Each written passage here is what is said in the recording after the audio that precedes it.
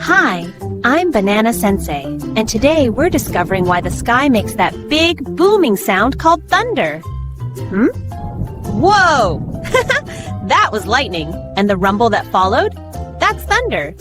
Inside a thundercloud, tiny bits of electric charge get separated.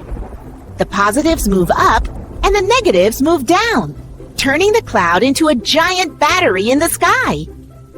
Lightning makes the air heat up super fast. The air expands like a tiny explosion, and that's what creates the loud sound we call thunder.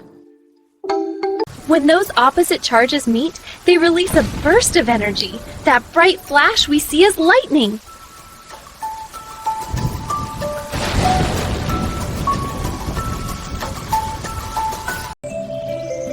Now we know! Lightning makes the flash, and thunder is the sound of hot air exploding outward. See you next time for more fun science with Banana Sensei!